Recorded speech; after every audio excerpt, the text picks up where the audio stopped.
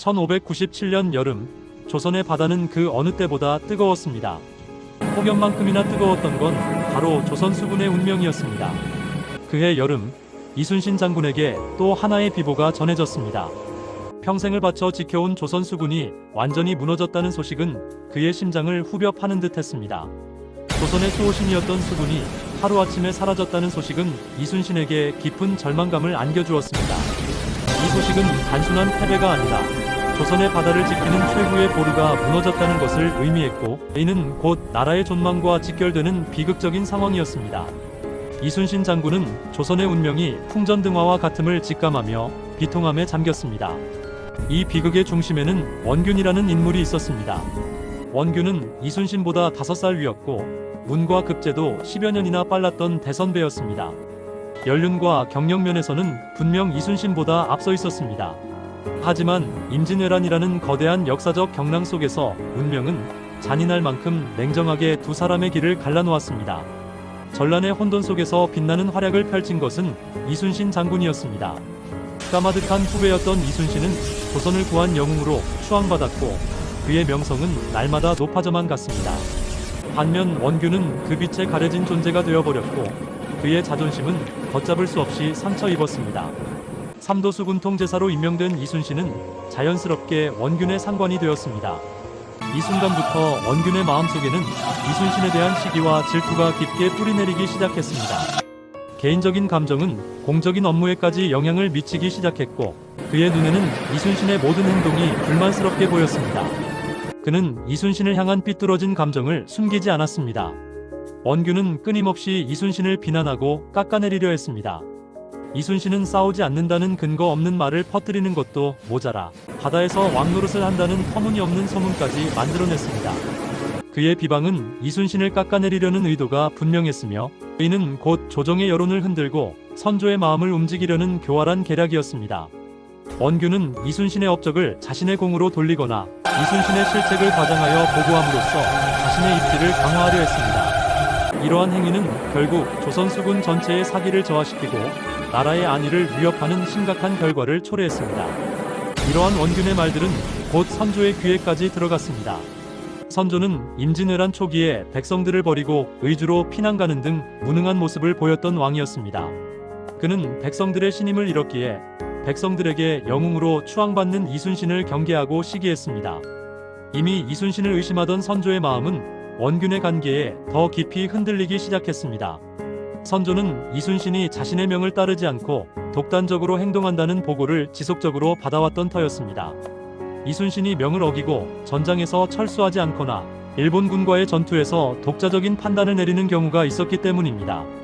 거기에 원균의 끈질긴 모함까지 더해지자 선조의 의심은 확신으로 변해갔습니다. 그는 이순신이 자신에게 대항하여 반역을 꾀할 수도 있다는 망상에 사로잡혔습니다. 결국 선조는 이순신을 파직하고 백의종군을 명했습니다. 이순신은 삼도수군 통제사의 자리에서 물러나 일반 병사들과 함께 전쟁에 참여하게 되었습니다. 그리고 그토록 원했던 삼도수군 통제사의 자리는 원균의 차지가 됩니다. 한 사람의 시기와 질투가 한 나라의 운명을 좌우하는 비극적인 순간이었습니다. 이로 인해 조선 수군은 가장 유능한 지휘관을 잃고 무능하고 시기심 많은 지휘관의 손에 놓이게 되는 참담한 결과를 맞이했습니다. 1597년 음력 7월 통제사의 자리에 오른 원균은 조선 수군 전 함대를 이끌고 출전했습니다. 그의 마음속에는 이순신을 뛰어넘어 자신도 영웅이 될 수 있다는 야망과 함께 이순신에게 빼앗겼던 영광을 되찾겠다는 조급함이 가득했을 것입니다. 하지만 그의 준비는 미흡했고 전략은 부재했습니다. 무모하게 일본군에 맞섰으며 지휘체계는 혼란스러웠습니다. 결과는 참혹했습니다. 일본군의 기습 공격과 조직적인 전술에 조선 수군은 속수무책으로 당했습니다. 수백 척의 전선이 불타고 가라앉았으며 수많은 병사들이 목숨을 잃고 바닷속으로 사라졌습니다. 조선 수군은 사실상 전멸하고 말았습니다. 이 전투가 바로 조선 수군 역사상 가장 치욕적인 패배로 기록된 칠천량 해전입니다. 칠천량 해전은 조선 수군 역사상 단 한 번의 완전한 패배이자 그 어떠한 변명으로도 포장할 수 없는 비극적인 사건이었습니다. 이 패배로 인해 조선은 전라도 지역을 포함한 남해안 일대의 제해권을 완전히 상실하고 말았습니다. 바다는 일본 수군의 손에 완전히 넘어가고 일본군은 이제 육지로 진격하는데 아무런 방해도 받지 않게 되었습니다. 조선은 다시 벼랑 끝으로 내몰렸고 백성들은 더 큰 공포와 절망에 휩싸였습니다. 나라의 존립 자체가 위협받는 최악의 상황에 직면한 것입니다. 칠천량 해전의 패배는 단순히 군사적 패배를 넘어 조선 전체의 사기를 꺾고 일본군에게 재침략의 빌미를 제공한 결정적인 실책으로 기록되었습니다. 그제야 선조는 자신의 잘못을 깨달았습니다. 뒤늦은 후회와 함께 그는 다시 이순신을 찾았습니다. 이순신은 죄인의 신분으로 백의종군 중이었습니다. 백성들과 함께 피난길에 오르거나 육군에 합류하여 전투에 참여하기도 했습니다. 선조는 이순신에게 모든 죄를 사하고 다시 삼도수군 통제사의 직위를 부여했습니다. 아무 변명도 아무 조건도 없이 이순신은 다시 통제사의 자리에 앉았습니다. 그는 원망하거나 분노하는 대신 오직 나라를 구해야 한다는 일념 하나로 이 무거운 짐을 다시 짊어졌습니다. 하지만 그에게 남은 것은 아무것도 없었습니다. 칠천량의 참패로 인해 모든 것이 파괴된 폐허 속에서 이순신은 다시 시작해야 했습니다. 배도 병사도 무기도 거의 남아있지 않은 절망적인 상황이었습니다. 칠천량에서 살아남은 병사는 단 120여 명에 불과했고 전투가 가능한 배는 고작 12척뿐이었습니다. 이 12척의 배로 무엇을 할 수 있을까 하는 의문이 드는 상황이었습니다. 이순신은 절망적인 상황에서도 포기하지 않았습니다. 그는 피난길에 오른 백성들을 일일이 찾아다니며 설득했습니다. 백성들은 이미 전쟁의 고통과 패배감에 지쳐 있었지만 이순신의 호소에 다시 한번 용기를 내어 병사로 합류했습니다. 흩어졌던 장수들도 그의 곁으로 하나둘씩 돌아왔습니다. 이순신 장군의 리더십과 굳건한 신념이 절망에 빠진 사람들에게 희망을 주었던 것입니다.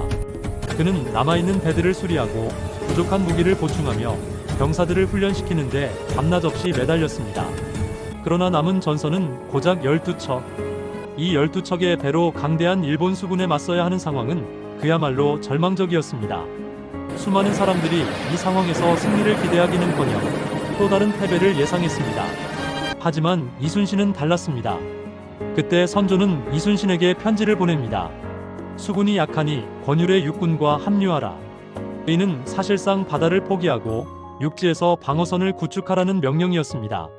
선조는 이미 조선 수군이 회생 불가능하다고 판단하고 육군과의 합류를 통해 최소한의 방어선이라도 유지하려 했던 것입니다. 하지만 이순신은 선조의 명령에 따를 수 없었습니다. 그는 바다를 내어주는 순간 조선의 운명이 끝이라는 것을 직감적으로 알고 있었습니다. 일본 수군이 남해안을 장악하면 한양으로의 보급로가 끊기고 서해를 통해 곡창지대인 호남으로 진격하여 조선의 숨통을 조일 것이 분명했습니다. 이순신은 흔들림 없는 결의로 답했습니다. 신에게는 아직 12척의 배가 남아있사옵니다. 죽을 힘을 다해 싸운다면 오히려 할 수 있는 일이 있습니다. 그의 말 속에는 절망 속에서도 희망을 찾으려는 강한 의지가 담겨 있었습니다. 이순신의 이 한마디는 단순한 보고가 아니라 조선의 운명을 걸고 외친 비장한 선언이었습니다.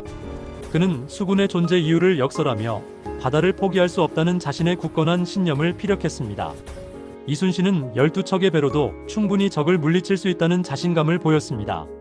이는 단순히 용기가 아니라 명량 해협의 지형과 조류를 이용한 치밀한 전략적 판단에서 비롯된 것이었습니다. 그는 지형을 이용해 수적 열세를 극복하고 적의 강점을 약점으로 만들 계획을 세웠습니다. 1597년 9월 16일 전라남도 진도 명량 해협. 이곳은 이순신이 선택한 최후의 결전지였습니다. 이순신의 배는 고작 13척이었습니다. 하지만 일본 수군은 약 130여 척에 달했습니다. 압도적인 수적 열세 속에서 이순신은 싸울 장소를 선택했습니다. 좁고 물살이 거센 명량 해협. 이곳은 울돌목이라고도 불리는데 그 이름처럼 물이 우는 소리가 들릴 정도로 조류가 빠르고 험하기로 유명했습니다. 하루 4번 방향이 바뀌는 조류는 이곳을 예측 불가능한 죽음의 바다로 만들었습니다. 하지만 이순신은 바로 이 명량을 자신의 무기로 삼으려 했습니다. 그는 복잡한 조류와 좁은 해협이라는 지리적 이점을 최대한 활용하여 일본군을 혼란에 빠뜨리고자 했습니다. 이순신은 장병들에게 외쳤습니다. 살고자 하면 죽을 것이요, 죽고자 하면 살 것이다. 비장한 각오와 함께 그는 가장 앞에서 돌진했습니다.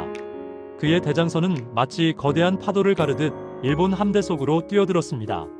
그의 지휘 아래 조선 수군은 일사불란하게 움직였고 좁은 해협을 이용한 전술을 펼쳤습니다. 이순신은 일본군이 조류에 익숙하지 않다는 점을 노려 예측 불가능한 조류의 변화를 이용하여 적들을 교란하고 공격할 계획을 세웠습니다. 그는 미리 명량 해협의 지형과 조류를 완벽하게 파악하고 있었으며 이를 전투에 효과적으로 활용했습니다. 하지만 뒤를 돌아보니 아군의 배들은 여전히 제자리에 머물러 있었습니다. 7,000량의 공포가 아직 그들의 심장을 옥죄고 있었던 것입니다. 병사들은 지난 패배의 기억에서 벗어나지 못하고 두려움에 떨고 있었습니다. 이순신은 절규하듯 외쳤습니다. 지금 물러나면 모두 죽는다. 그의 목소리에는 간절함과 단호함이 동시에 담겨 있었습니다. 홀로 일본 함대와 맞선 이순신의 대장선은 사투를 벌였습니다. 포탄이 빗발치듯 떨어지고 적의 배들이 그의 배에 달라붙었습니다. 그는 물러서지 않고 굳건히 버텼습니다.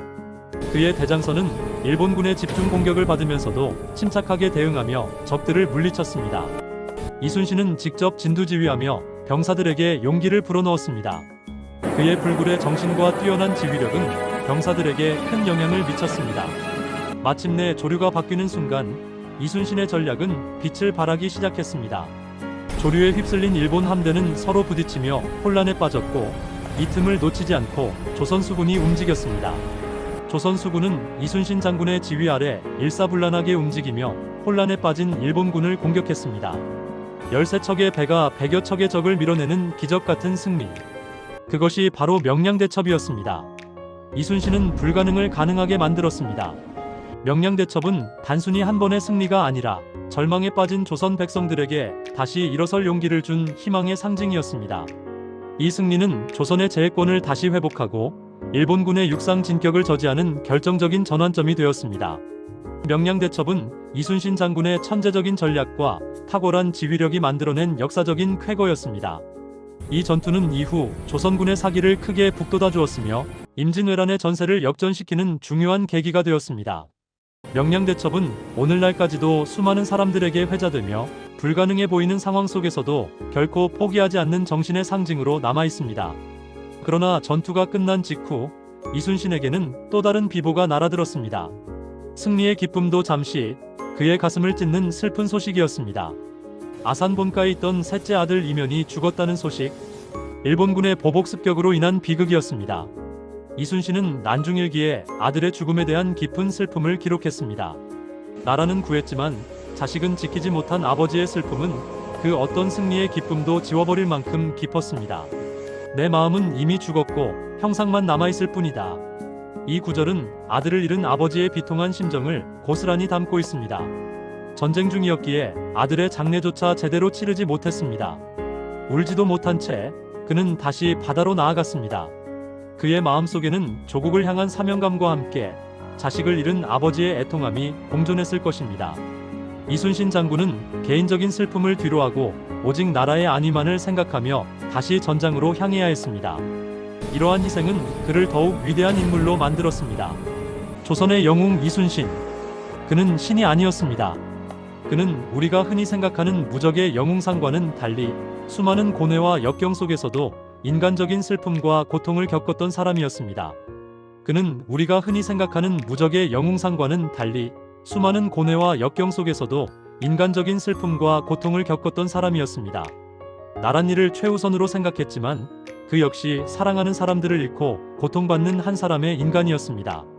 백성들을 구해야 한다는 막중한 책임감과 함께 가족을 지키지 못했다는 자책감에 시달렸을 것입니다. 하지만 그는 이 모든 고통을 묵묵히 견뎌내며 자신의 사명을 다했습니다. 나라를 지킨 장수였고 가장 깊은 슬픔을 삼킨 한 사람의 아버지였습니다. 그리고 그가 끝까지 지킨 것은 단 하나, 바로 조선의 바다였습니다.